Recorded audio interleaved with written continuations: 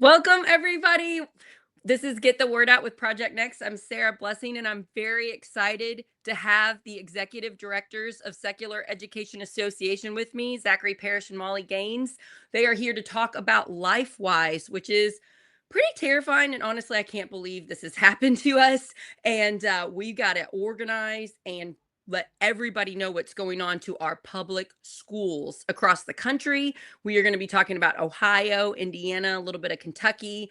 But LifeWise is an organization that is profiting off of our children. They're making a lot of money by saying that they are offering Bible school to our public school children as young as 4. They leave the premises and they get Bible school, but they do not like to tell you what the curriculum actually is. And they're really good at recruiting like the whole class to come. And then our public education can say no to it. They cannot say no to it. They cannot stop it. And it's pretty terrifying. So we're going to give you the facts. We've done one show about this with Christy Knable a couple months ago, and now we've got people on that are the forefront of stopping this. So I'm so thankful to Zach and Molly. Zach, can you introduce yourself for a minute first, and then Molly, and then we're going to jump right in. What is LifeWise? What are you guys? What do we do to organize and protect our children? Sure. Well, thanks for having us on. Yeah, my name's Zachary Parrish. I'm one of the co-founders of Secular Education Association, located here in Fort Wayne, Indiana. Been doing this for about 4 years now. So, Wow. Yeah, I just found out about it a couple months ago. So that's amazing. You've been doing this for 4 years. And Molly. Hi, yeah, I'm Molly Gaines. I am the other co-founder, the executive director of the Secular Education Association. We really appreciate you having us on. This is such an important thing that is really flying under the radar. So it's all hands on deck. I just cannot believe, like, as soon as I found out about it, it was like boom everywhere already. So Zachary, I talked about you in the show with Christy Knable because she talked about you because you were actually sued by LifeWise. So I want to get into that story first and explain why you are doing this, why you've been doing this for 4 years. And also, amazingly, LifeWise has followed you from Ohio to now Fort Wayne, Indiana, because it is popping up everywhere. So we really need to be aware of this. So how did you find out about LifeWise? I know it had something to do with your daughter. yeah, sure. And, I've told this story probably 100 times. So I apologize to listeners that have already heard it. But like I say, I'm going to keep telling it because it's not just about my daughter, it's about every kid who is going to be dealing with what my daughter dealt with. So in 2021, I went into open house to my daughter's public elementary school in Defiance, Ohio, and said hello to the teachers, saw the classroom, started out real normal, what you expect at the open house. And then we sat down and the conversation kind of shifted and they started giving me what can only be described as a sales pitch for their LifeWise Academy. And it threw up red flags immediately. I'm like, why are the teachers talking to me about this religious class? And, they assured me, well, it's going to be off campus. The kids go to the Y. It's parental permission only. So if you don't want your daughter to sign up, she won't go, blah, blah, blah. Great. Okay. I just took it on the chin, listened to their sales pitch. I knew immediately my daughter wasn't going to be going because I was raised Mormon. I was a member of the LDS church until high school. I mean, much into high school, I was a member of the church. Even after my mom stopped going, I still went on my own because, I was that devoted to the faith. So I have strong feelings about organized religion. Just as it stands, right? So I knew Yeah, immediately same. Me my too. daughter Me too. wouldn't. Yeah, I knew immediately my daughter wouldn't be going. I really believe that kids should come to their own spirituality in their own time, on their own Well, it's a terms. public school. There's supposed to be separation of church and state. It seems like But a real issue here. yeah, and that was my immediate reaction, right? But I didn't know anything at the time. I didn't know what release time religious instruction was. I knew we have an establishment clause, right? I knew that much. But I immediately went home and just started researching. And I mean, I dove elbows deep into Supreme Court case law and, all of this legalese that I legitimately had to teach myself how to read it, how to cross reference the cases that were being cited in these Supreme Court decisions. And, I really dove in. But the thing that really struck me above all that was that the teachers gave me a classroom schedule, which listed LifeWise in her schedule right along with art, gym, and music. that was the biggest red flag. I was like, teachers shouldn't be talking about this, but when they've Yeah. incorporated it into her school day on the schedule, that's got to be a problem, right? Yeah. So I, in the school day, it's written basically Bible school in your yeah, public school. it was labeled by name, LifeWise Academy, even, So I emailed the teachers. I went home, did my research, mulled it over for a little bit, and I emailed the teachers and said, "Listen, my daughter's not going to be doing this. What's she going to be doing?" Because there was no other alternative listed on the schedule. And their response was, she's going to be sent to an uninstructed study hall. And she was sent to the gymnasium. She wasn't even put in a classroom. She was sent to sit in the gymnasium with 2 or 3 other kids who didn't go, to read by herself and play on the iPad by herself. And again, keep in mind, this is 2nd grade, because the response from critics is always, well, kids have study hall, not in 2nd grade. 2nd grade, they're not No. left on their own No. for over an hour. And this is, how often is this happening? Once a week. Once a week. Once For a how week. long? For a whole class period, whatever it was, 45 minutes, an hour. Yeah. And like 2nd grade is such a vital time for kids to learn to read and basic math and science and history. Like those are the subjects you're wanting your kids to be learning when they're going to public education, not sit there wasting their time while everybody else gets this Bible study. I mean, I would be very upset if it were my child this was happening to. And then it sounds like the majority of the class is going to it. Yeah, they So were pushing like 90% participation. And like you said, we all know how strapped the school day is to fit everything in. These teachers have to fit in. And also keep in mind, this is right after COVID. She is just getting into the ugh, process of going into a public school, right? yes. Before Yeah, and that, how first hard grade it was is. all Yeah, after virtual. COVID. Yeah, they're missing basic She was skills. They already probably missed a so lot of behind. instruction time. So you're really needing to catch up your 2nd grader for Mhm. the basic skills so they can function. Yeah, this would be very frustrating. Now, I'm a former 5th grade teacher, and if I had, kids leave to go to a Boy Scout meeting or something and it was half the class, I could not teach new material. So this is basically an hour or whatever of dead time a week that the teacher cannot teach, even though they have all these standards and they're required to do all these things and play catch up with COVID. Yes, this seems like a problem. I and taxpayer dollars are still going towards public schools. Yes. I also want to, like, okay, so what happened? So did how did you end up getting sued by LifeWise? Yeah. Well, that was a bit later on. I actually reached out to the Freedom from Religion Foundation about all this. They sent a letter to the school laying out the constitutional issues, saying you can't be punishing these kids by putting them in a study hall. You can't be listing LifeWise on the schedule. And the school district's attorneys were basically like, yeah, there's no evidence. He's a liar.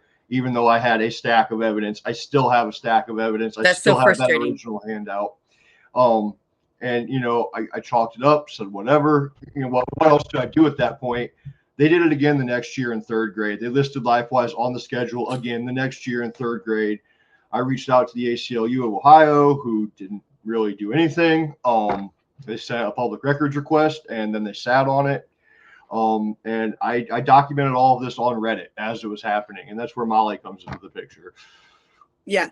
So, just very quickly, I had started seeing these red signs and they were popping up in all these yards. And that is where I lived prior to where I live now, in a more rural area in Darke County, Ohio.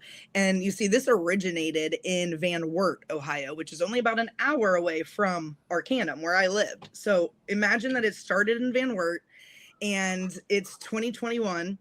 And I'm seeing these signs in Arcanum. So they've gotten that far by that point. So it's LifeWise Academy signs? Yes, absolutely. They say during school hours. It's a red shield. It's really funny to me now because I literally was like, we can't ignore these red flags, right? These red signs. So Yeah. I'm like, what is happening?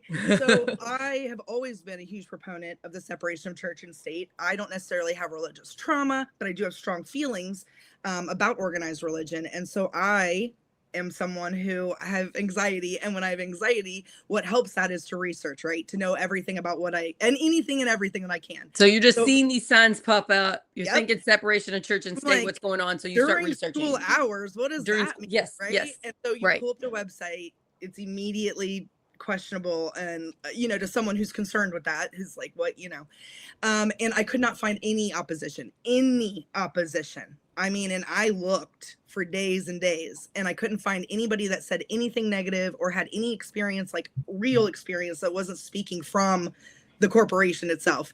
And the only person I could find literally was Zach, and that was on Reddit. And I reached out to him and said, my daughter's in preschool.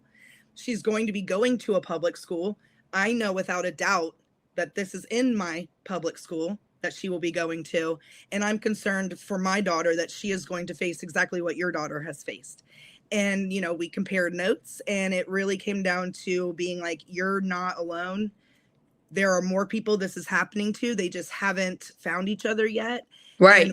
And we have to do something. And really, honestly, after he told me everything that he had done, that's when my disgust, I guess you could say, or my determination sort of lit up, because he did everything we're supposed to do. He did Right. everything that I would have done. So if he I was alerted the people that's supposed to do something, and nobody's doing Exactly. anything. Exactly. And so I'm like, if they're not going to help you, and you've done these steps that, you know, maybe even like your average citizen wouldn't take, you've gone above and beyond and done what we are supposed to do, and you're still left with no recourse, no help. Your daughter's First Amendment rights are still being violated, and not just hers, but anyone else who's in this situation who just hasn't, you know, made themselves known. And so that was the driving force, was like, okay, well, if the institutions and the routes that we're told to take aren't working, then we will make our own. We will sound the alarm, and we will let other parents know what is coming down the pipeline and what to expect, so that no one else is alone like Zach was, and just like screaming into the abyss on Reddit, and me just finding one other dad. You know, that's all the support there was for two people who were upset with what was going on and who wanted to find out what was happening. And our goal was to make sure that that never happened again. There was never just going to be two parents screaming, you know, into nothingness about their children's rights being violated. Right. That's how we sort of got started. So, okay, Zachary. So part of the problem of this, there's multiple problems, but we don't actually know what the kids are being taught. You're not seeing the curriculum. Another issue I just want to throw in there is we don't know who is teaching the children. If I'm going to volunteer at my kids' public school, I have to go through their security measures and get a background check, and, you know, make sure I'm a safe person before I can go in there. They don't have to do that. LifeWise is in charge of who can basically take the kids off campus and be alone with them. There have been instances where there's been foul play with some of these adults. I think Christy Knable told us about some.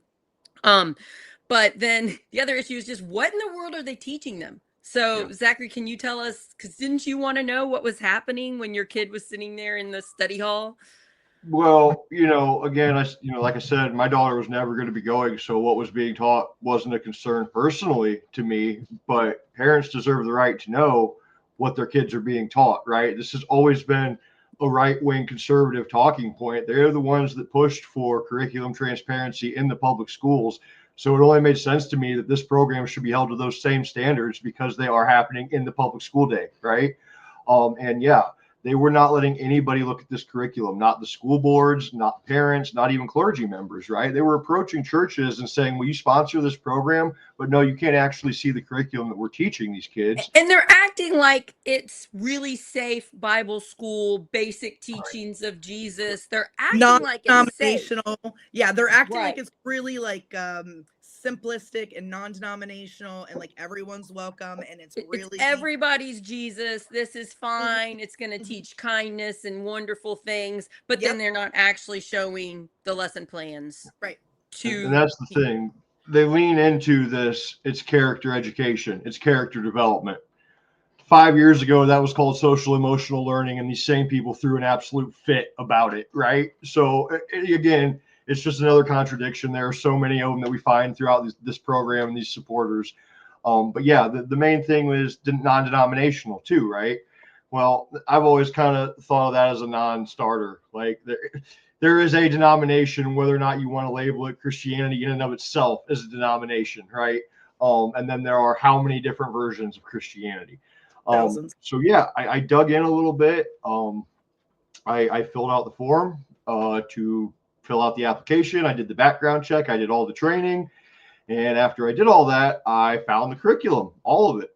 So I published it. We put it on our website. And yeah, LifeWise sent a cease and desist letter, a pull it down letter. You copyright infringing us, blah, blah, blah. And I said, yeah, I don't really care. If you're going to sue me, sue me. And they did. So you knew this could be a possibility and you did it anyway. Zach and I had many meetings and many conversations about, like, we know exactly what's going on, but if this is what needs to be done to make it clear to everyone else that they're trying to hide something, that what is the reason with hiding the curriculum? Why would you sue a public school parent who is just trying to find out what's going on? Why would you sue for just plainly showing what you're actually doing? That's the biggest red flag I've ever heard. Because you're trying to say, don't you tell people what we're teaching your 4-year-old children. That's like, hang on. And they can say, oh, copyright all they want. But here's the thing, a copyright lawsuit really hinges on the fact that we would have to be using the product, using the curriculum, and teaching our own, like you get what I'm saying? Like making money from using it. Like that's you weren't making any money. You were just trying to educate parents, teachers, clergy, what is actually happening in these off-campus Bible school lessons during the public school day. That seems like something LifeWise should have been doing. LifeWise should have been like, here's day 1 lesson plan. Here's day 2. They should have been. And we want to make it clear. We want to make it clear that it wasn't just like Zach being like, let me see the curriculum, and then being like, no, it was Zach. It was hundreds of others' parents. It was clergy. It was superintendents. It was school boards. It was principals.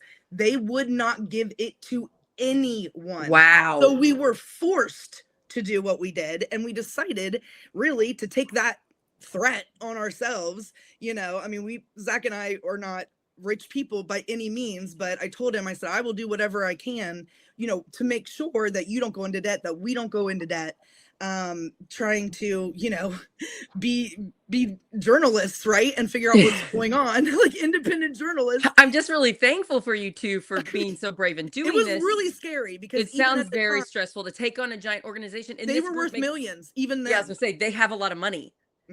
Yeah. So, I mean, they were worth millions even then. And that was a big, huge thing, was allowing them or basically pulling the wool and the sheet off of what was really going on.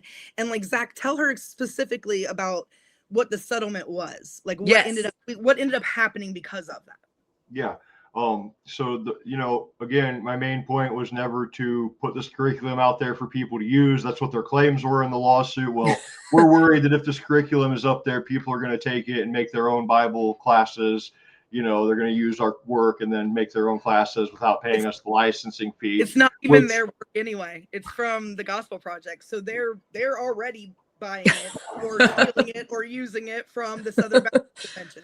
Right. And that goes back to the non-denominational thing. They're claiming to be non-denominational when their curriculum is directly from the Southern Baptist Convention. The Southern Baptist Convention wrote this material, and you can go back and look to when this Gospel Project first came about. There were even Southern Baptist pastors who came up and said, to label this non-denominational is a lie, right? Because we know who wrote it. We know they're not going to put aside their own personal conviction and beliefs to make this non-denominational. And of course they didn't, right? Because they were, religious leaders who wrote this in the Southern Baptist sphere. So the settlement came down to pretty much, they had to post it. They had to put it up there for people to see, because I wasn't going to settle. I was going to fight it all the way because I knew they didn't have a copyright case against me. Thankfully, the Electronic Frontier Foundation out of California jumped on the case for me pro bono. If it wouldn't have been for them. So you got free lawyer help to fight this. We got some free. I also hired somebody here locally in Fort Wayne, because it was in, Fort Wayne district courts here. So they wanted somebody local who could work with the court, knew the court. We did end up paying for his services, but the bulk of the work was done by the Electronic Frontier. It just sounds very stressful, because when lawyers and stuff get involved, the money, the time, what can they accuse you of? Because they're so much stronger than you. This group, it sounds very intimidating. Just to put it into perspective, we never saw a bill for all of the work that EFF did, but we ourselves, that lawyer that we had to have, and that was on EFF's recommendation, was you have to have a lawyer that works in the court where they've taken the case in, right? And so even that we had to crowdfund in order to afford, and it was like over $10,000, wasn't it, Zach? Yeah, I would say that. Yeah. So think about that. This lawyer did this much of the work, and we had to fund thousands of dollars. Right. We did not have. Right. And EFF came in, and oh God, we could never repay them. We don't even know how much money, but they did the bulk of the work. So thankful to them. Yeah, if not for them. And here's the other thing. We reached out for help from a lot of organizations that have to do with education, that have to do with secularism, and none of them wanted to help. But you think it's because it was too big? You think they were intimidated, or maybe they weren't aware? I don't know. I can't speak to what their reasoning was. Yeah. But I think I will. I'll say that, EFF specifically deals with digital stuff, internet stuff, copyright stuff, right? So this was very much in their vein, where some of the other organizations that we reached out to, it was tangentially related, right? But it wasn't necessarily their specialty. I think that probably had a lot to do with it. That makes sense. Yeah. But then, the basis of the settlement was that LIfeWise, I pulled the curriculum down off of our website, but only once LIfeWise agreed to make it all available for the public to review and see. So thanks to that settlement, you can now review the curriculum. They put a bunch of restrictions on it. You have to give them your name, your email address. You can only see it for 48 hours. And you can't reproduce it. You can take half a screenshot of half a page. You can't take a screenshot of a full page. I wasn't exactly happy with these terms, but the lawyer said, listen, this is probably the best you're going to get, right? So I had to kind of take it. It's all wild. But I mean, and I'm sorry. Are they going to sue every single person that prints it off when they get, they will. They have the money to do so. So yes. And part of it, lawyers. Part of what you agree to is to not talk about it, right? So you can see it, you can look at it, but then you're not supposed to reproduce it. You're not supposed to talk about it. Well, part of the settlement was good luck suing me again, so I will talk about it, right? I can tell you what they're teaching. They're teaching anti-Semitic stuff. They're teaching the dinosaurs were on the ark with Noah, right? So these kids are going back to school, learning about evolution, learning about biology, learning about history, and it's being completely contradicted with what they're being taught when they go to these Bible classes. They're going to the Bible classes and they're saying the pledge, the Christian pledge. After they've already been in school saying the Pledge of Allegiance to our flag. So it's very Christian nationalist in flavor. There are several internal documents that we've uncovered where, they might not necessarily be like teaching it in a lesson, but they force their volunteers and their teachers to agree and to sign these agreements that say things like a marriage between a woman and a woman is a sin. That being a single mom is a sin, that, having your boyfriend live with you outside of marriage is a sin, being gay, being trans, all these things are sins. And so that's the overarching. And also there was one part that Christy Knable mentioned. If your parents don't agree with what LIfeWise is teaching, you should go with LIfeWise. You should it's not LIfeWise. In the actual materials, it's God. You should go with what God is saying, yes, and they are God. These lessons are God.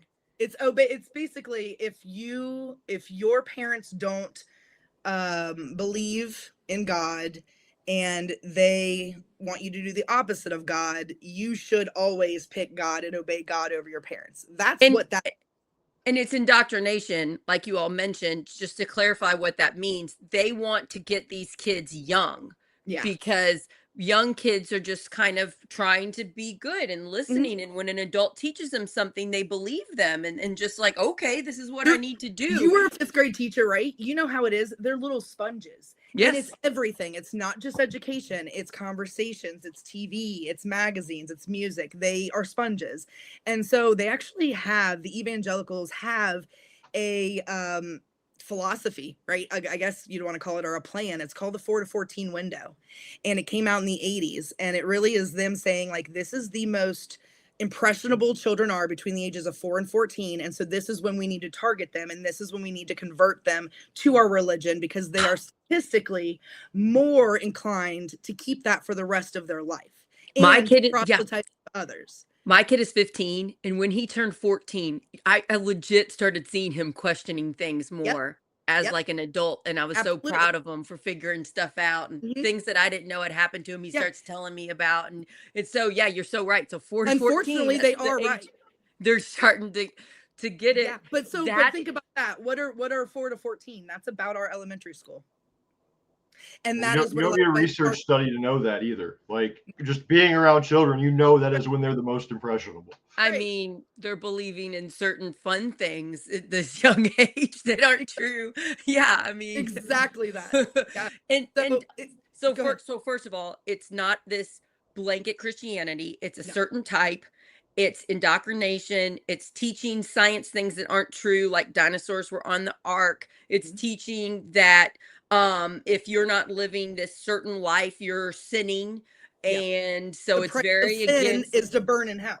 Yeah, and then you're teaching about the hell thing. We talked a lot about that with Christy Knable. You're scaring the ever living daylights out of the children so that they want to go to heaven when they die. That is so scary. And they also got to save their friends. I They was got gonna to say, get the other kids in the class because they got to save them. So I really get angry when they yeah, say that this is the stuff to part that them. really gets me. It So gets me I'm too. with you. I'm with you 100% because we hear it. We hear all of kinds of stories of children coming home, and I couldn't even tell you all the different faiths that the children are. The atheists, humanists, Sikh, Hindu, Buddhists, all of these different, but are coming home and questioning their family's beliefs and saying, well, I was told I'm going to go and burn in hell. And then they're not being able to sleep at night because they're worried about a concept that they've never heard of until now, until at their public school when their peers telling them about it. And it's really set up to be, you know, gross, I guess is the word, because kids naturally care about each other and they don't want their friends to burn in hell. So when you're telling a group of children, like, oh, all your other friends or anyone who doesn't believe in Jesus or believe in this Christianity is going to pay the ultimate price, that kid is also scared for their friends and for their people and their family and anyone else that they think is going to burn or hurt. And who Right. would So, think this was going to be happening during your public school day? exactly. I mean, it's not just my poor kid is getting ignored. No. These poor children are being indoctrinated to something terrifying, and it could make them question their family's religion, or if they don't have one, it could make them terrified that they don't have one because, oh no, their parents are going to go to hell. Mhm. I mean, and then It's they're teaching them fake things about science Yep. and about evolution. And then they're teaching them that being gay, being trans, being all sorts of things, a single parent Yep. is a sin. Mhm. So, of course, they don't want their curriculum to come out. I mean, it's pretty Wouldn't it doesn't obvious. it sound much better when we say it's just non-denominational and it's innocent Bible study? Innocent Bible study sounds great, and so it hasn't happened in Harrison County where I live, but it has happened. We do have LifeWise in Floyd County. We cannot stop it. Schools cannot stop it. In Indiana, school boards cannot stop it, but they can in Kentucky, from what I know. School Mhm. boards can stop it in Kentucky. And like it doesn't matter how many people don't want it as long as they go through their 20-point plan of work to get it started in your public schools in your county. It's coming up and it's there, and these kids are going off campus for this Bible study. They're also given prizes, correct? Given treats, and they can bring them back into the school building and be like, look, I got all these treats. And then that makes the other kids want to go. So that's a great way to get the whole class to come. And Yep. like Christy Knable was saying, well, you could get your school board to pass like rules that say kids can't bring the toys in. They can't bring the candy back in. But that's really hard to manage. Like a teacher's already overworked. They Mhm. already need to teach this kids these skills. You can't also just make sure that they're monitoring every single tiny little prize and candy and thing being said when they get back from the class. So even though we could, which I think we should make those if we're able to, it's just putting this tiny little band-aid on this giant flood of a problem. Well, I think that comes to the district needs to make these rules, right? And then if these rules are not followed, this program cannot work with the district. That's where we need to draw these lines. It's also, I just want to touch on Indiana school districts can't tell this program no because this program directly lobbied. This nonprofit organization went to the Indiana State House themselves with a law that they wrote with the help of First Liberty to mandate that schools have to do it. This isn't just something that happened, right? No. This isn't just something they supported. They wrote these law changes. They took them to the state legislators, and they didn't just do it in Indiana. They did it in Indiana, Ohio, Oklahoma, Texas. They tried to do it in Nebraska, Alabama, Arkansas. They are doing this all over the country. They are expanding these laws. And you know, I said First Liberty helped them write this. First Liberty also threatened to sue school districts in Ohio who said you can't bring candy back because that's our First Amendment right. So keep that in mind. At my daughter's school, I can't send her cookies for her snack because it's a sugary sweet and it's against their policy. But when LifeWise wants to do it, it's a First Amendment right. I don't think so. And really what they're doing, it's the same story from the very top to the bottom, right? Is they take these things and they spin them in a way that should work but doesn't, right? So like, here's the thing that you have to understand. If you've never heard of RTRI, but you do remember being taken to a trailer on your school's property. What does that stand for, RITI? RTRI is Release Time for Religious Instruction. Okay. And it is nationwide. There's a precedent from the Supreme Court that says that you can do this. I am I'm an elder millennial. So I remember the 90s and the What Would Jesus Do bracelets and the trailers and the parking lot of our elementary school. That is what they were functioning under. But even that wasn't being done according to the law because it cannot be on school property. Right. So here's what's the important thing to understand. You're going to hear when you start to research this or when you start to talk to people about it, you're going to hear this has been around since the 50s. It's legal. It's fine. It's great. No, the truth is that it has been around since then in small, tiny little pockets across the country where that majority religion was already the cultural and societal powerhouse in that area. So in other words, like an example would be in New York, in a borough that's primarily Jewish, that has a huge synagogue, they're going to have Jewish RTRI. And they have had it for years and years and years. And it's been fine because the majority of those children are already in Judaism. They're already practicing. And historically, these organizations are done just by like that synagogue or that church, not but, the corporate. But this one is taking kids that aren't this religion, and turning them into that religion. So that's a big difference. Exactly. I personally am against all of it. I don't think we should have religion in public schools. Yes. Us too. We agree 100%. I do see a difference there. We agree 100%. And really what it comes down to is this needs to be relitigated. It was never fair. It should have never happened. It did. And it worked in areas, but very sporadically. That's why you've never heard of it, because it never became a nationwide spread out thing, because it is unconstitutional in practice. So go ahead. I want to cover two things before we leave. I want to know, how is LifeWise making their money? We've said that they have millions of dollars. How are they profiting off of this? And then the second thing is, what do we do as parents, as organizers? What do we do to stop this? Because I know a big part of it is getting on shows like this and just letting people know what is going on, telling the educators, telling the school board people, telling everybody what LifeWise actually is instead of the propaganda they're feeding them. Yeah. But what else can we do? So first, who knows about the money? Why are they so wealthy? I just want to clarify before we answer those two questions, something that Molly said. She said this was allowed. There's precedent for this. It's really important to understand the precedent was that schools could allow these programs, not that they had to, not that this is a parental right, because that's the narrative that's being pushed by LifeWise, right? So now the schools cannot say no to it. That's what's so terrifying. That's what they're trying to do. And that's not what the precedent was, right? It's never been what it was. It was always the school's choice whether or not to allow this, because this comes down to attendance. Right? Nobody's going to argue that you don't have the right to take your kid out of school whenever you want to as a parent. Great. But the thing to understand here is when we're talking about these programs, they are still being marked as in attendance at the school, right? That's the big distinction here. So again, that comes back down to funding. All of our public school funding is calculated by students and hours of attendance. So when they say no public funds are being used for this program, I mean, it's pretty much embezzlement, right? When you're calculating these hours for these students that are in class when they're not actually in class, it's a big issue. So you're saying our government has a legit case to fight this and stop it because I'm saying that, but I'm not a lawyer, so curriculum hours Yeah. I mean, Yeah. it just I mean, does because think seem about it. Because think about it. You were a fifth grade teacher, right?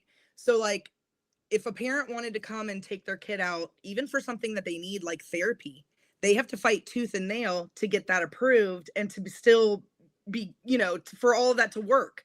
like my That's not kid the can case only for miss these. 5 days of school a year before it counts as not excused. I have to get excuses Hmm. from the doctor. So Yes, but this would total more than that through the oh, whole year. It would count oh, more than 5 days worth of instruction time. yes, Yeah. Yeah. yes, absolutely. An hour a week, Phew, if that's a not more. lot. In some states, they allow it to do more. Okay, so how are So they yes, worth so much? I yeah. just don't understand the money Yeah, thing. you're it's not it's supposed two to. it's twofold, right? Local programs, you have to make this distinction, especially when you're talking about the money. You should really make this distinction when you're talking about all of it. There is this LifeWise corporate level, and then there is your local LifeWise program, right? We always want to say, like, and make sure we understand most of the people running these local programs are well enough intentioned. They believe they're doing the right thing. They are being duped as much as the next guy in most Right. cases. A And they lot of probably them, think they're helping. I'm sure most of them think Yeah. or all of them think they're doing something good for these children. Yep. yes, but all of the money for these local programs comes directly from the local community. LifeWise has over $35 million in revenue last year. None of that, hardly any of that, trickles down to the local programs. They will do a grant match of like $1,500, right? But only if your local community raises that $1,500 first. So I can't say no money comes back down to the local community, because there's a tiny, tiny amount that'll come back down to the local community. But almost exclusively, it is raised by soliciting your local churches, getting these old ladies at the congregation to donate, getting small businesses to donate, getting People to uh leave their savings to you when they die. Like they have a huge whole thing about their trusts and wills and bequeathing. And if you go, listen, this is a crazy exercise. If you get bored, go on your Google and just type obituary LifeWise Academy and see what you see. Wow. So a lot of people are leaving their money to LifeWise when they die. Then you and also have to add in that they've got huge donors of like these second huge part. orgs. So like First Liberty, National Association of Christian Lawmakers, Patriot Mobile, the Heritage Foundation gave them a award this last year.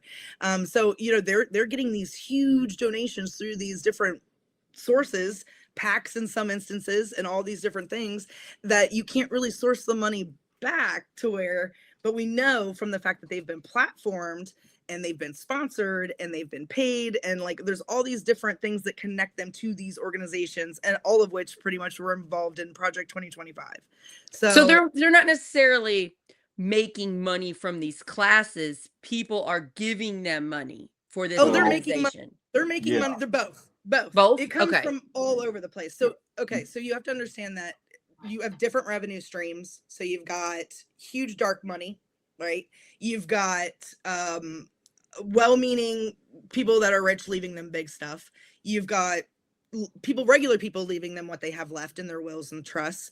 And then like Zach said, you have to raise so much money to have this program going. So for instance, if you only have 5 kids going to your LifeWise at your district, there's like a minimum of like what, 20 kids? yeah, So, and how much is that? $30 a student, and I think It's it's $30 a student. So it doesn't matter if you have 5 kids going in your district. You have to pay like you have 20 kids going at $30 a piece. it might be And then 50.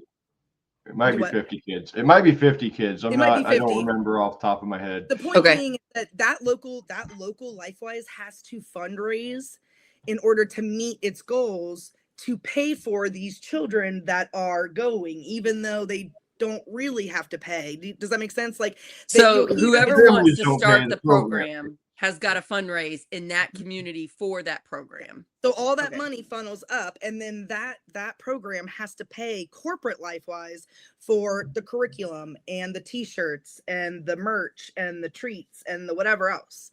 So all of this money is going upwards into corporate, and you never see it come back. So like Zach said, like they'll do matches for their own thing or whatever, like their own district program. They'll match however much that district, raised, and then that'll help them out or whatever. But you know how traditionally you'll see church programs doing things like food drives or clothing drives or raising money for, I don't know, someone's cancer treatment, or to pay off the lunch debt. Wouldn't that be great? Yeah. Never. Zach and I have been at this since 2021, and we have never documented any sort of event or coordinated effort or To anything like actually help people. that would actually help anyone, except for just raise the money so they can program and they can go to corporate. So there's no money coming back into the community. There's no help coming back into the community. And do the people that are like the teachers of this, are they getting paid?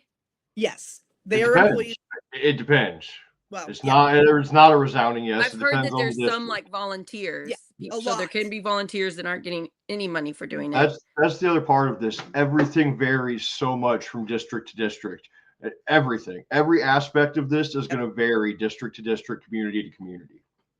Except for Okay. the basics. Like they all will have a certain amount of money that they're allowed to have in their little coffer, no matter how much they make. So if they make a ton of money, that goes up to corporate, but then corporate It's still the allows same them amount. access to a certain amount in their own specific district coffer. So, there are things that are overarching that are, like I said, about not ever seeing anything to go back into the community. That's from our own observation. I could be wrong, but the pattern exists that, majority, most often it is never for the community, and they target these areas that are rural, that are already low income, that are already struggling. Those are some of the first places we see in a state where LifeWise will really infiltrate. And so they are absolutely preying on food insecurity. They're preying on these kids that don't get treats and don't get toys and trinkets and may not feel like they're seen or heard, right? And so there's a lot at play here, and it gets very convoluted. And, But and I want to talk about the Christian nationalism for just a minute. I've done a few shows on this because it's a big deal. So this is sort of like getting little kids to be involved in Christian nationalism and get them all to think the same things so that we can kind of control them and manipulate them. And that is one way to kind of have an authoritarian type dictatorship type government where it's not freedom of religion, freedom of speech. It's everybody thinks this same way. Yep. And that's why we've got this dark money. This is a way to control giant amounts of the American population, start them young and move up, and then get them to vote a certain way, get them to think what we're telling them. Yep. And like another part of Christian nationalism that sometimes those of us that aren't in it don't see is they're really good at like getting other things out. Like they're like, don't listen to regular music. Don't listen to regular TV. Don't read regular books at the library. You should only read these types of books, or watch these types of movies, or listen to this type of like safe Christian music. So they do a really good job of narrowing their lives so that they don't see reality, and that they also fear reality. Like, oh, there's gay people over there. That's sinning and that's scary. Look away, stay away from it. So it's You'll just see a lot of effort. Yeah, and you'll see a lot of LifeWise supporters that really parrot the whole woke liberal agenda of the public school trope, and the whole like, well, they're teaching them to be gay, and why can't they have God? Like, there's a lot of that. There's a lot of misinformation about what's happening in public schools. Yeah, and they're really leaning into that. And LifeWise isn't going to correct the narrative. But those are the people that support them, or people that truly think that, there are litter boxes in the school, or that, the rainbow flag is making the kids gay. And they're like, well, they can have Jesus if they can have all this other woke stuff, then why can't they learn about Jesus? Well, one is your religion and one is someone's identity. Like these, you know what I mean? So, but like, these are complex ideals, and I'm not saying that they can't handle that or they don't understand that, but they choose not to, and LifeWise chooses to lean into it. And they really have gotten this in their head with all of it, really, about parental choice. Well, oh yeah, what Zach and I always say is, when your parental choice starts to trample on my child and my parental choice, then that's when we have a problem. Right. That's a problem, and we're seeing it, right? And so like Zach said earlier, traditionally this was never a parental choice. It was the school board's choice. So if it was going to work for your school, for your district. So like, for example, again, if we go back to that imaginary Jewish school in the borough in New York, like, not to stereotype, but that school might say, yeah, we can absolutely do RTRI with our local synagogue, and it would be okay for them. That's not the case if you go 5 states over into rural wherever and the majority of kids are Protestant or of that nature. That's not going to work. But that's what we're seeing that they're trying to do. Their goal, they actually state that their mission is to reach all unchurched public school kids. So they're not coming to reinforce traditions like this was meant to. They are coming to convert. And they are very upfront with that. Convert your very young children and then keep Yep. it going each year. You started in preschool or kindergarten, and then you move up to first grade, and then you move up to second grade, and then you keep it going in preschool and kindergarten. And so And you're just yes. And what the other thing that people I don't think they really understand is like, well, my child's not going to go and they're not going to listen to that and they're not going to be a part of it. So it's fine. Please understand that they are very specifically doing this in a way that the kids that do attend come back and proselytize to their peers. And even though the teacher, because again, they're trying to save them from hell. LIfeWise and the teacher and the trinkets may not be enough to make your kid want to join, but you know what will? All of their friends saying you should. Yeah. And that's what they're really counting on. And that is what we see time and time and time again. And it works. It works a lot. Yep. So it'll start to be a few kids go into these classes and then more and more keep joining. Yep. Yeah. It's what you see when it comes into a school, there will be low numbers. And if no one's there, like there's no concerned parent or C's not involved, and there's no one there to say, oh, wait a second. Then you will see those, those 3 or 4 kids turn into 80-90% participation, like Zach talked about in Defiance. But then in other cases, you will see where there's some people that are like, wait a second. And maybe they're in a more progressive area or in a purple city or in a blue area, and they have time and money and resources to really question what's going on. And you'll see then that those people, you might not see the small amount of kids shoot up. It's a little slower. So it just really depends. Like Zach said, there's so many different factors that it's just, you have to educate yourself, and then you have to take all that education and apply it to your local situation. So, and I think it's here in our Borden school. So Borden is pretty close to where I live.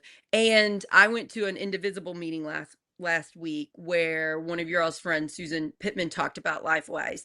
And a person raised their hand and said, well, I called the local Borden school and asked about this. And they said, it's during lunch and recess. You don't need to worry. And the other people in the audience like clapped. And then Susan's like, no. You need to realize this is going to grow. So as this grows, they cannot keep doing it during recess and lunch. It will be during other classes and then other classes, because you can't fit all those grades being taught by a few people during lunch and recess or library or, study hall. Like, it's going to also impact the curriculum. You cannot avoid it. So as it grows, the problem grows too, about how much school time they're missing. I think it's interesting too, like, if their mission is to bring this education to all the public school students, but yet they're only doing it in a couple grades and a couple classes, that in and of itself is so discriminatory, and it never gets addressed, because I don't know why it never gets addressed. From our perspective, we don't want them bringing it to anybody, right? But if your mission is to bring it to everybody, why aren't you bringing it to everybody, right? Like, I just don't understand that, but that's a side point. So sorry, didn't mean a tangent there. I just think it's really creepy how they started with the youngest too. It's really gross. Yeah, and I was going to say, that's another thing for everyone to keep in mind. They historically and traditionally have always targeted elementary schools. LIfeWise Academy started with just elementary schools. They have middle school and high school curriculum that they are giving credit for in some states. That is crazy. Yep. So please understand where this is headed. I don't understand how this is legal. I don't understand. I'll tell you, one bad precedent, okay? That one bad case set a tone, and it sets a precedent, right? That's why it's the word, for all of this to snowball. And historically, we have seen this, conservatism take over, and really lean hard into these things that like aren't true and aren't happening and like making them worse. So if you are going from like the original case, Zorach, then you can go all the way up to a more recent case of Kennedy, where it was the coach that was praying on the field. So like you'll see if you start to study these things like Zach and I have, that this has been a process that they've been trying to do forever. Since we took the religion out of public schools, they've been trying to shove it back in. So So what do we do? What do we do, you yeah, guys? So educate first off, go ahead. everybody should follow this group that you two have started, and thank you for starting it. Yeah, So we're just Secular Education Yes. Association, it's on Facebook. You can join their group, and they Yep. have a great website. You can go to the website, you can put your email in to get newsletters and updates. So that's the first way to stay informed, organized, get with other people that are trying to stop this. Yep. So after we do that, okay, so we're going to follow you all on Facebook. I Yep. would also say share this show, especially Yes. to people involved in public education, Yep. or any parents where their kids are going to public education and don't know whether that's already happened or going to happen. Yep. What else can we do to fight this, to stop it?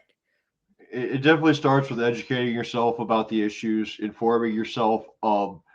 It's a huge disservice to go out and say things that aren't true, to be pushing false information, because the narrative of critics against us is always that we're pushing misinformation. So it's very important that that's not happening, that you're pushing facts and you're pushing accurate information.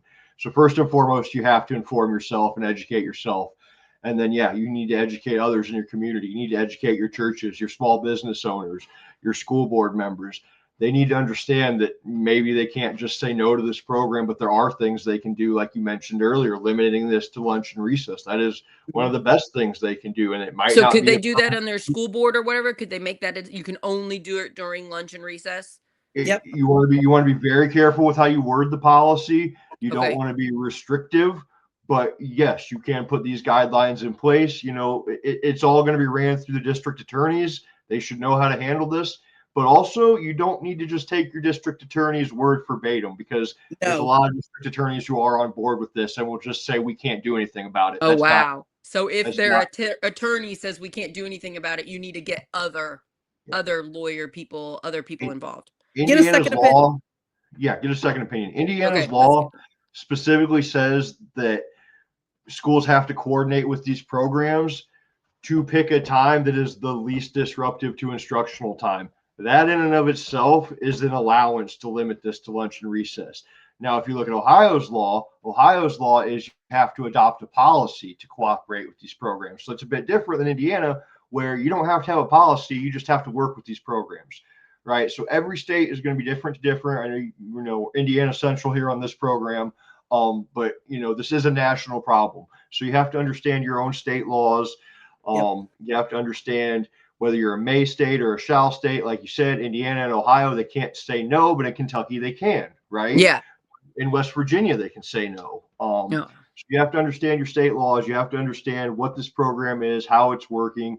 Do public records requests. Talk to your school board. Get the information, because LifeWise is talking to your school board. LifeWise is talking to your superintendents. Even if you don't see it, even if it's not on the agenda yet, I promise you they're in talks with somebody at that school. So do public records requests. We have a template on our website for each state. Each state has different terminology, different laws to cite. We have a breakdown on our website of a template for each individual state so that you can do these public records requests. We've got a walkthrough on our website, things you should watch out for if LifeWise is in your school, because that's one of the other big things you have to do. You need to watch these programs. You need to know who is involved. You mentioned at the top of the program some bad actors. There are a lot of them, maybe not directly involved with LifeWise, but at least tangentially involved at the churches LifeWise is taking them to. We have found countless predators active in these churches LifeWise is taking them to. If you look at DeKalb Eastern up here by me in Fort Wayne, a little bit north of me, they were going to host LifeWise at a factory, a chemical dye factory. They couldn't find a church to do it, so they were going to take these kids during the school day to a dangerous chemical dye factory and have the class in a boardroom. If that's not bad enough, they had a violent sexual predator with specific charges against minors that worked at that factory. it would be nothing for that guy to isolate one of those childs and take them, right? Yeah. And again, this guy should be able to have a job. He did his time, whatever. I'm not going to Right. sit here and Let's turn a just not. pedophile, Right. but like, Right. it's LifeWise's responsibility to make So sure they're just not realize putting the we don't children know around these people. who is in the room with these kids when they get taken off the No, school I mean, building. It's they're very taken dangerous. they're taken to what is essentially, I mean, it is an unsecured second location. That's Yes. what we're talking about. We spend Yes. millions of dollars every year on technology and procedure and staff and things to keep our public school campuses closed and safe. And then you're just going to let these people walk in and take them to like a place that doesn't have any of that. Then you've undone everything we've done and paid to do, right? To keep these kids safe, because you're taking them somewhere that anyone can get to them. And like a good example of that is like I own a shirt, a LifeWise shirt that says LifeWise teacher. So anyone can go and buy that shirt. And if I wanted to, I could go up to my local school and act like I am who I say I am, and a LifeWise teacher, and go ahead and try to take those kids out.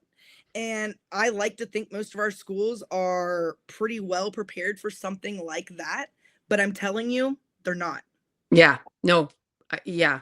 And we need pastors and priests to come up Yeah. and stand against this. Yes. I know here in Floyd County, one of our big Catholic churches, Saint, let's see, what is it?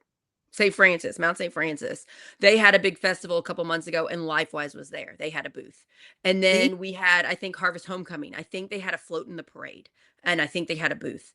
Yeah. We need to be alerting everybody that this And- is not a trusted organization, No. and we should be saying no. They should not be at a Catholic. They should not be No. at a Catholic event. Well, That and religion is completely different from Catholic stuff. And if honestly, if those Catholic leaders were taking the time to go and look at the curriculum, we have had, and within our organization, we have had clergy from all different kinds of religions: Jewish, Catholic, Methodist. I know a name it. Baptist preacher that's against this. I was going to say, and they have actually gone and taken the time to look at the curriculum and have come away with that. And their instinct and what they usually do is they'll write a letter to their congregation saying, do not send your kids to this. Yes, This does we need not match lots of that. That's a good This idea. does not match up with our curriculum or our doctrine. This does not match up with our belief system. It is not what we want our children to learn in our community.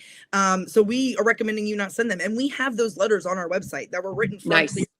So other clergy is more than welcome to go and to read those letters and to reference, and then to go and look at the curriculum for themselves and make that determination. But that's what we really need, because Zach and I and all of our thousands of members, we have over 12,000 members.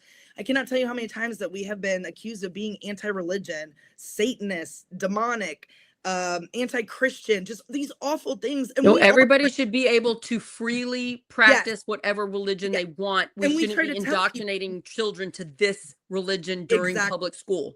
I mean, Exactly. And we try to tell people our organization is made up of all kinds of faithful people of all different faiths. So it's Right. not about anti-religion. It is about the neutrality of our public schools. Go ahead. Yes. Zach. And like you mentioned earlier, you know, this isn't just about religion. They are indoctrinating these kids to a worldview to Right. make them voters, to make them future Yep. voters. You know, in the anti-religious argument, we're giving 3 presentations at churches this Sunday. Like, so if I was some Satanist, would these churches be inviting me in to give a presentation? I don't think so. Right. Yeah. Yeah. Yeah. The Lutheran pastor, Richard Gainzero, that is doing a new show with us on Project Next, he is actively fighting LifeWise. He helped stop it in Oldham County because he lives in Kentucky. And I was like talking to him one day, and he's like, oh, I just found out this teacher's trying to start something similar to this. I'm like, what are you going to do? And he's like, well, I'm going to set up a meeting with him and talk to him face to face and try to get this stopped. And that's how you have to do this. You have to face it head on when it comes to your local schools. You got to make sure all your local people know, all your local church people, all of the pastors and priests around here understand this is not what they are saying it is. It sounds fishy to me hearing it, but I understand why a lot of people think it sounds great. But we've got to say, no, let's tell you the truth here. You need to do it before it's there too, because they do this behind closed doors. You need to be raising awareness, seeing where they're at, because like you mentioned earlier, they have a 10-step program to bring this to a local community. You can look up on our website. We've got a spreadsheet. You can filter through and find your district, search for your district, and see what step they're on in this 10-step process. Yeah, I've seen that. That's very helpful. You really want to start fighting this before it's there, because oftentimes you're not going to know it's in your school until it's already launched and in your school if you're not looking and doing the work. Yeah. Unfortunately, the first time we hear, this is what we hear over and over again. I didn't know about this until my son brought home the permission slip. And by that time, they're launched. They've already got people on board. They've probably already got kids enrolled. And it is really hard at that point, right? To sort of. What if you put your kid in it and then like a month later, they're telling you stuff and you realize you want to get them out? Can you get them out easily? No. So what we found is that does happen. And it's happened even more now that people are starting to talk about it and the discussion is starting to get raised. In some school districts, I hate to say this, but they treat it more like an opt-out program than an opt-in. So like if you are already, like if they will just opt your child in unless you specifically say, do not send my kid. Oh, that's scary. Oh yeah. You have to fill out a form to withdraw them. And on top of that, like we mentioned earlier, there is this student fee. Once you opt your child out, that LIfeWise program is still paying for that student. Their internal directions and documentation say that the count of students can never go down. So even if students are being pulled out so of the even program, though it might lessen, they're still getting counting. Oh, that's scary. So you can get them out, but you need to go to the school and fill out a form? Yes, you have to actually fill out a form that says, I am withdrawing my child from LIfeWise and, et cetera, et cetera. And if you opt in kindergarten, does it keep you enrolled for first grade, or are you having to sign another one? That's one of those things sort of different from. It depends on your school district.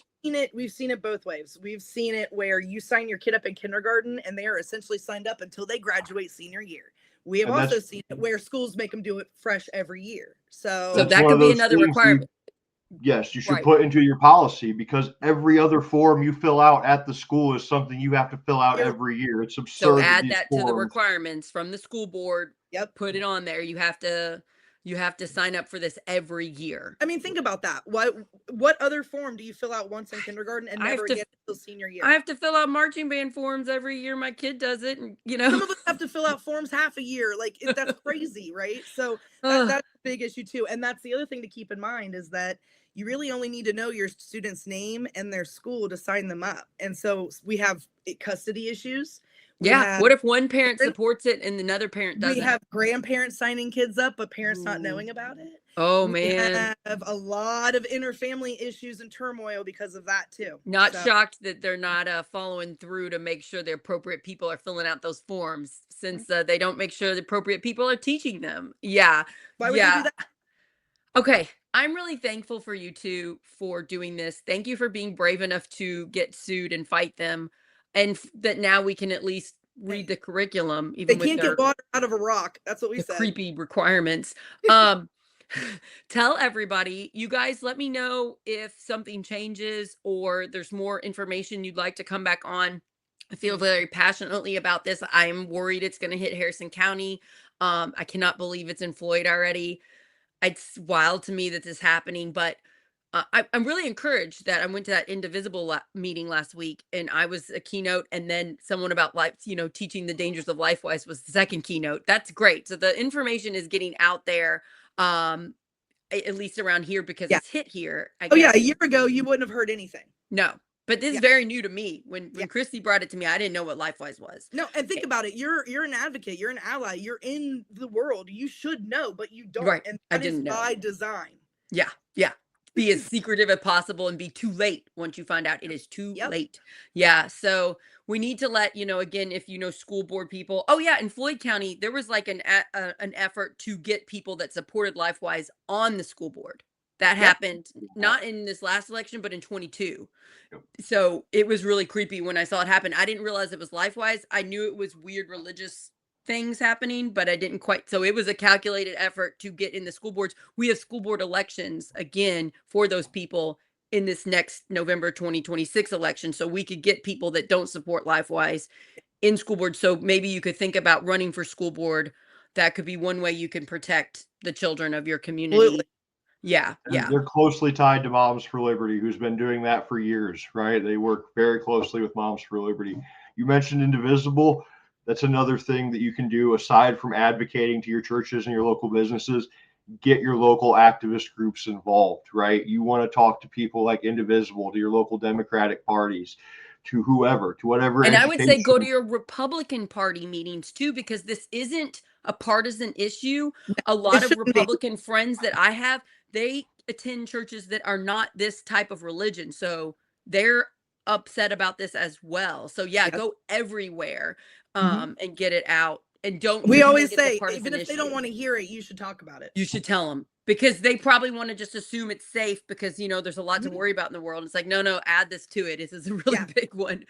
Yeah. And Yep. if Oh you're not man. comfortable talking to your community, we will do it. I mean, I do presentations all over. I will go just about anywhere in Indiana. If you guys want me to come, I will come do a presentation. I will talk to whatever community wants to Mhm. hear it. I'll talk to And so on opposition. that I'll note, talk to if you have a supporters. story, I was going to say, sorry to interrupt, Zach, but on that note, if you have a story, a complaint, you've seen something crazy on the ground with LifeWise or otherwise that has to do with religious encroachment on the school day, reach out to us. Oh That is yeah, what we're that's here for.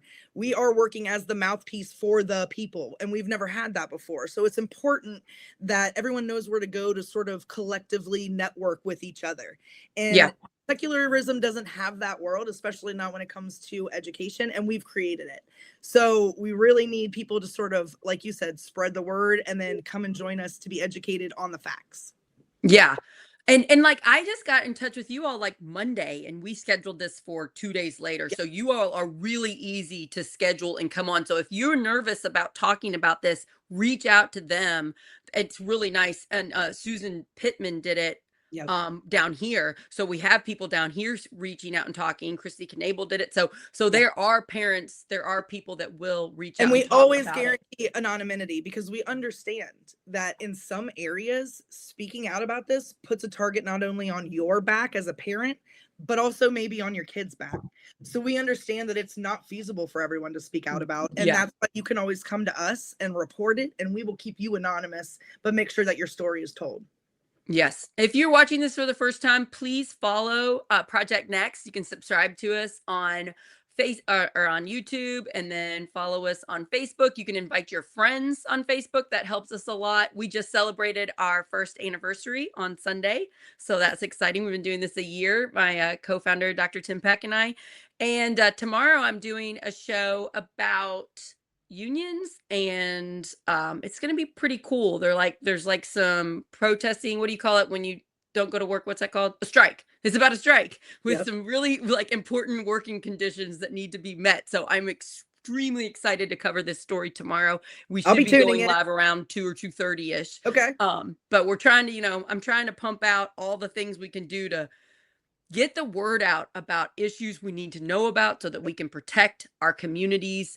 At Project Next, we're all about stopping the fear, hate, and division, destroying the country. And we're about uniting our communities to work together to fix our actual problems instead of just blaming each other. So it's been quite the journey this year. I've learned a lot about all kinds of tech issues and running a company, and it's been intense, but I get to meet people like you two. Like that's Same. a really giant highlight of doing this work. You two rock. You all are heroes. Pat yourselves on the back and keep going, keep going, keep going. I hope you keep growing. I hope you get so many more people and keep fighting this. And let's imagine a world in like a couple years maybe where a law changes and this goes away. Yep. That's the ultimate goal, right? We change Absolutely. this law. We stop this from happening to our Mhm. public schools and our children, and stop This this is America, indoctrination. right? When we see something that's going wrong or that we've made a misstep on, that is the American way to go back and make it right. And so Yeah. we can do that. Yeah. Let's do that, you guys. I'm gonna put that out into the world because sometimes things seem hopeless, but you guys are doing this work. We can support you, we Yep. can highlight, we can join you, and we can see results. It's not gonna happen tomorrow. No. Right now, we're gonna have to play damage control and Yeah. prepare everybody and try to stop it as much as we can. And then let's like change the law. Hopefully, some more like ACLUs and some more like programs like that will realize this is an encroachment on our freedoms, on our Yeah. public education freedoms, and they will, get fighting on it because Yeah. that's the ultimate way to stop it. So Exactly. And that's what we We're always getting tell there. Like document everything, right? Don't go and have a confrontation with your overly religious principal about whatever violation is happening. Document it. Then go and have your conversation, and then go and make your report to the people with teeth, like the FFRF, like the AU. What's Let us FFRF mean? That's the Freedom from Religion Foundation. Oh, And okay. they are very useful in this sort of fight. And they do a lot of like the legal side, right? They've got Oh, the, nice. the legal teeth to get into it. Yeah. Report it to us, report it to them, report it to AU. The more we can show collectively that this isn't working, that it's harmful, the more proof that we have that it needs to change. Yeah. But we can't Yeah. just say this is bad. We have to show them, and we need. I'm looking forward to the Yeah. churches around here becoming informed of it. I'm going to reach out to the ones in my area and try to let them know. Yeah, because it's not anti-faith, right? That secularism, that neutrality of our public school is there to protect the Christian kids too. And that's what needs to be understood. It is there to protect all of our children, no matter what their faith is, and to protect that faith, because that's the only way it can happen, is to stay neutral. And if we want that individualism, if we want that freedom, then we can't let it die like this. Right. We can't let history be rewritten either. It's always this narrative of we were a Christian nation founded on Christian beliefs. No, we were a nation founded for you are free to be a Christian or whatever else you want. And they are trying very hard to rewrite that history. And we cannot let them. We need the truth. And if you study history, making a country follow one certain religion is very dangerous, causes war and violence. It's terrible. We need freedom of religion to have peace. It's extremely important. Plurality, right? Like that's the whole point. You should be able to you should be allowed to practice whatever religion you want or no religion, and your children should too. Yeah. I mean, wild that this is happening. Yeah. Okay, you all, I've taken up so much of your time. Let me know if I can help with Project Next in any way in the future. You guys have my number and contact info. And thank you everybody for watching. Please share and let's work together. And then I'll be doing the union strike show tomorrow. And you guys, thank you, Zachary, Parrish. Yeah. Thank you, Molly Gaines, for doing this work. You two rock. Thank you, everybody. Have a wonderful day. Bye, you guys. Bye.